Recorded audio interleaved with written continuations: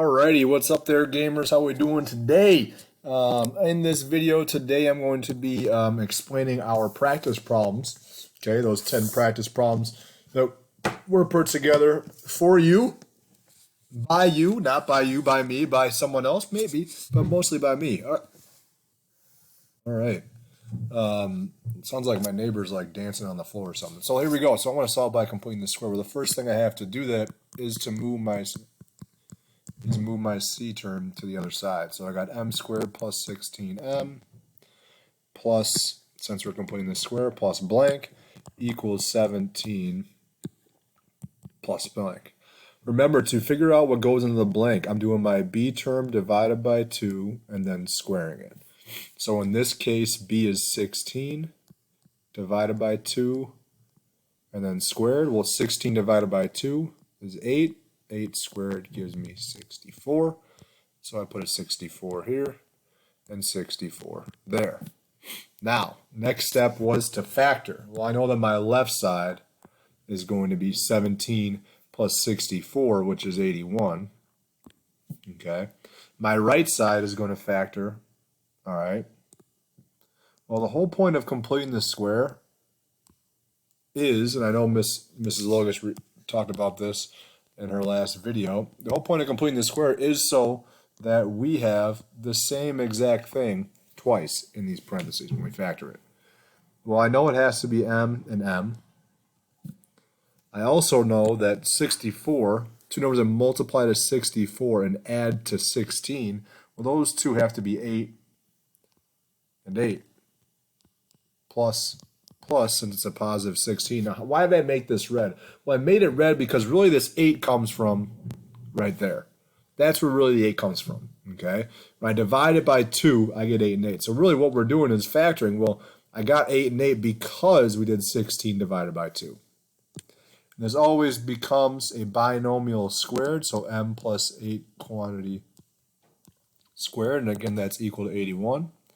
And now our goal here is to solve for x, or solve for m in this case. Well, in order to get rid of a squared, the inverse operation of a squared is to square root both sides.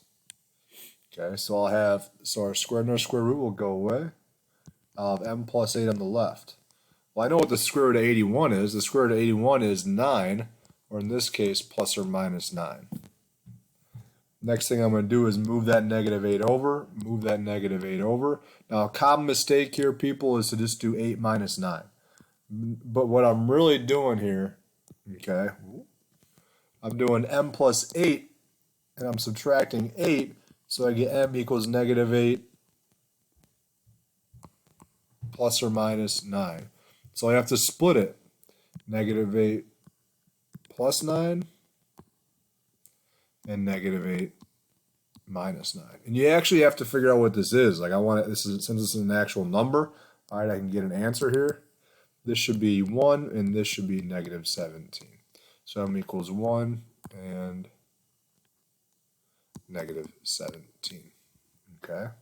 This is what trips a lot of people up right here, is this part of the problem, okay? A lot of people will just make this plus or minus 1, okay? But really, I'm adding and subtracting 9 from the problem. Let's try another one. Again, the first thing they do is get rid of the c. So I have r squared plus 12r plus blank equals negative 32 plus blank. All right, well, here's the deal. Another way I know I'm able to do this is because, remember, this is a 1, my a term is 1, and my b term is even. All right, my b is even. So I'm going to write this work on the side, and you may be able, holy buckets, wow, may be able to do this part in your head. 12 divided by 2 is 6. 6 squared gives me 36, so that means it goes 36. Wow, 36, interesting. So I want to factor the left. Well, I know it's going to be r. Since the 12 is positive, it's got to be plus and plus. I know this is going to equal 4. Negative 32 plus 36 gives me 4. Well, if it's r plus and plus, since this 12 is positive, I know the 6 over here is positive, so it's going to be 6. Wow. And 6. Wow. So this becomes r plus 6 squared. Remember when we see the same thing twice, I write it as squared, equals 4. Get rid of the squared term. Now I want to solve for r. I need to square root both sides. Well, this is a nice number again. These cancel out. R plus 6 equals plus or minus 2. Move the 6. Don't subtract. Don't do 2 minus 6. Remember, it's r equals negative 6 plus or minus 2. So I'll get two answers. Negative 6 plus 2, which gives me 4. Negative 4, excuse me. And negative 6 minus 2, which gives me negative 8. So r equals negative 4 and negative 8. Wow, this is fun stuff. We're cruising on to number 2. Here it is, excuse me, number 3. Plus 48. Plus 48. X squared plus 8x plus blank equals 48. Holy buckets. My arm's getting tired. Just kidding. Plus blank. Wow, I do 8. Holy cow, divided by 2. Squared. 8 divided by 2. 4 squared gives me 16. Wow. Who's having fun? I am. Right here. This guy. This guy right here. Right here. Alright. I know this is x plus 4 and x plus 4 gives me 48 plus 16. Holy cow. That's, what, 64?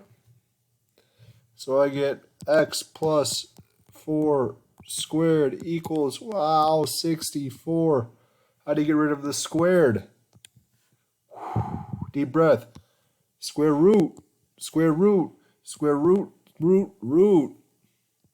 It's like the roof. The roof is on fire, but it's square root, square root. Hopefully there's no roofs on fire. Holy buckets. Subtract 4. Subtract 4. Don't forget that that's plus or minus 8. X equals negative 4 plus or minus 8. Again, if this is a constant, I can split it up. Negative 4 plus 8, and I get 4. Negative 4 minus 8, and I get negative 12. Holy buckets. Those are our two answers. X equals 4 and negative 12. Wow. Let's keep going. I'm cruising. I'm cruising. Move the 45. Who's cruising? I'm cruising. Move that 45. X squared plus 8x plus blank equals 45 plus blank. Wow. Whew. 8 divided by 2, quantity squared equals 4 squared gives me 16. 16. I can't believe these are all positive, aren't they? No, that's good. Okay. So I get, here it is, x plus 4. Wow. X plus 4. Wow, where'd the 4 come from? Right here. 4 times 4 is 16. 4 plus 4 gives me 8. Equals 45 plus 16, 61. Ooh, gross number. Don't be a hater. Haters are motivators. 61's a fine number. Okay. X plus 1 squared equals 61. Whew. How do you get rid of the square term? I take the square root of both sides. Square root of both sides. Square root of it. How do I get rid of the squared? I take the square root of it.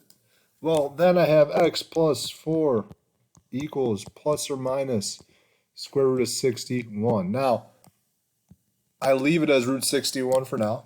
If I'm able to simplify it, I do, but I'll do that later. All right. There is no square root of 61, so I just move that negative 4 over. So I get x. Let's make that x equals negative 4 plus or minus root 61. Now 61 is, for us, fortunately enough, it's a prime number. So my two answers are x equals negative 4 plus root 61. And if it wasn't a prime number, I would simplify it, which we'll practice on the second half of this worksheet. Boom. We want you to split it into two answers like this, okay? Make sure you're doing that. That's going to help with the next lesson.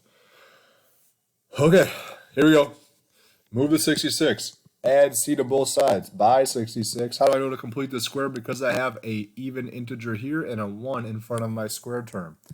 X squared minus 6x plus blank equals 66 plus blank Negative 6 divided by 2 squared. Negative 3 squared gives me 9. Yikes. 9. 9. 9. Okay. Factor. Well, the last 4 have been x plus, so this is going to be x minus because that's a negative 6, and I have 3 and 3. How do I know it's negative 3? Well, look right here. You can't see that, can you? This is actually negative 3, so this is negative 3. These match. It correlates. All right. Is that always going to be true? Yes, if we're completing the square, those will always match. But you can think about it as factoring too. It's the same. It's the same thing.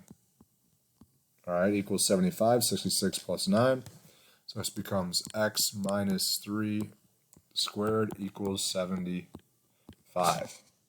All right, well, how would I solve for x? Great question. I would take the square root of both sides. Square drops out. X minus 3 equals plus or minus root 75. I'm going to be able to simplify that, but I'm going to do that at the end. I'm going to add 3, add 3.